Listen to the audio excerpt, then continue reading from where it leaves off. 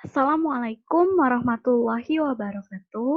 Halo anak-anak semua, bagaimana kabar kalian pada hari ini? Semoga kalian tetap sehat dan semangat ya mengikuti pembelajaran hari ini. Hari ini kita akan mempelajari tentang langkah-langkah penyusunan atau penulisan pidato persuasif dan juga aspek-aspek yang diperhatikan dalam penampilan pidato. Untuk yang pertama, yaitu mengenai langkah-langkah penyusunan pidato persuasif.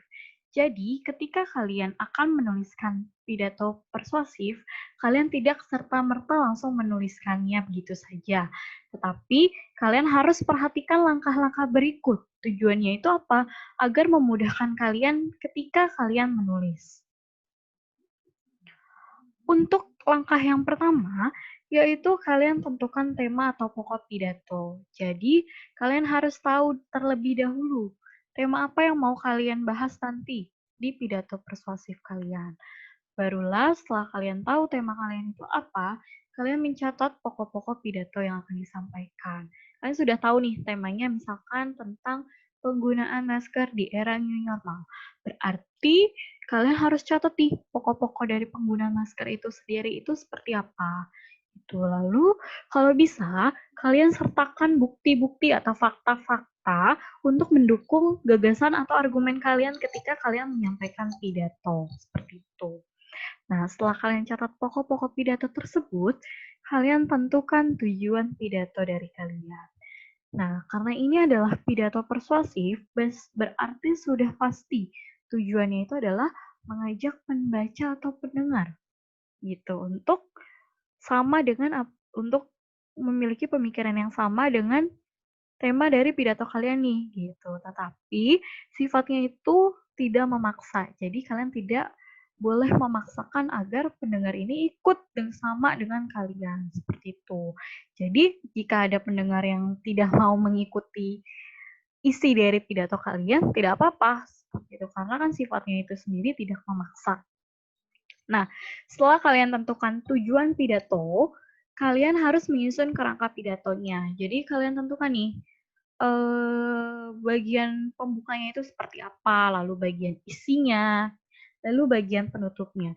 Setelah kalian menyusun kerangkanya, barulah kalian kembangkan kerangka pidato tersebut menjadi pidato yang utuh gitu. Barulah setelah itu kalian perhatikan deh tuh bahasa yang kalian gunakannya, lalu penggunaan tanda titik dan tanda komanya seperti apa, penggunaan huruf kapitalnya juga harus diperhatikan karena kan ini dalam bentuk penulisan seperti itu.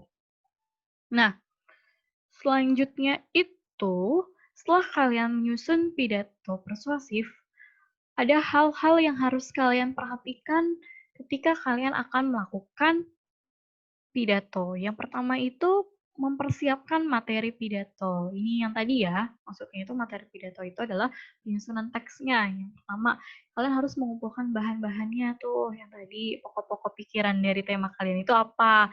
Gitu. Lalu kalian tambahkan bukti dan pendukungnya agar argumen yang kalian sampaikan itu kuat. Baru setelah itu menyusun kerangka naskah pidato. Ini lebih kepada penulisannya ya gitu. Nah, setelah itu, ketika naskah pidato kalian sudah jadi, nah, kalian akan menyampaikannya melalui lisan. Kalian akan berpidato di depan halayak. Dan ada aspek-aspek yang harus kalian perhatikan. Yang pertama itu sikap badan kalian. Sikap badan kalian itu di depan audiens itu seperti apa? Ataukah goyang kanan, goyang kiri, gerak-gerak, ataukah lemes, ataukah bungkuk, ataukah harus tegap seperti itu. Jadi sikap badan kalian itu harus diperhatikan. Jadi sikap badan kalian dalam berpidato itu kalau bisa itu kalian tegak dan mata kalian itu ke halayak gitu. Jadi kalian memperhatikan nih kiri, kanan, dan depannya seperti apa. Jadi kalian fokus kepada halayak kalian. Kalian harus fokus untuk menyampaikan apa yang akan kalian sampaikan di dalam pidato tersebut gitu. Nah, setelah itu kalian perhatikan suara. Nah, suara ini jangan kalian berpidato itu suaranya itu pelan gitu. Jadi suaranya itu harus lantang, lalu artikulasinya itu harus jelas, pelafalannya juga harus jelas, Lalu intonasinya itu juga harus diperhatikan. Jangan kalian berpidato itu tapi seperti orang kumur-kumur, hanya datar-datar saja. Yang ada ketika kalian berpidato tetapi suara kalian pelan, lalu kalian melihat teks saja tapi tidak melihat audiens atau pendengar. Nah, yang ada pendengar kalian itu merasa bosan, merasa ah ini pidato apa sih, tidak menarik sekali pembawaannya gitu. Yang ada malah fokus sendiri audiensnya. Dia ada yang ngobrol, ada yang makan dan lain sebagainya, malah tidak memperhatikan kalian dan kalian berpidato itu kan sia-sia gitu. Nah, selanjutnya itu ada kewajaran sikap. Jadi, ketika kalian berpidato di depan halayak, kalian harus menunjukkan sikap-sikap yang wajar saja, tidak boleh berlebihan seperti itu. Nah, inilah aspek-aspek yang harus kalian perhatikan dalam berpidato. Nah,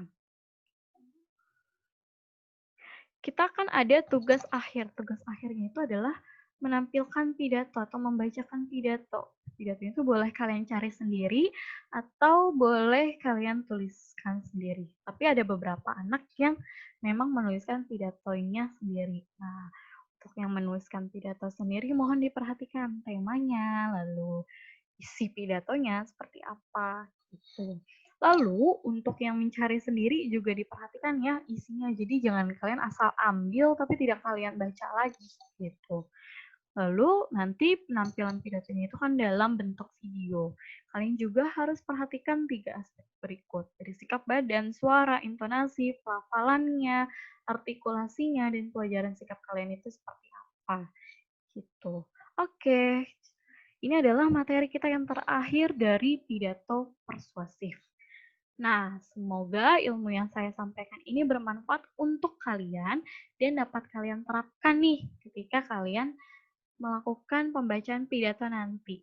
Oke, terima kasih. Wassalamualaikum warahmatullahi wabarakatuh.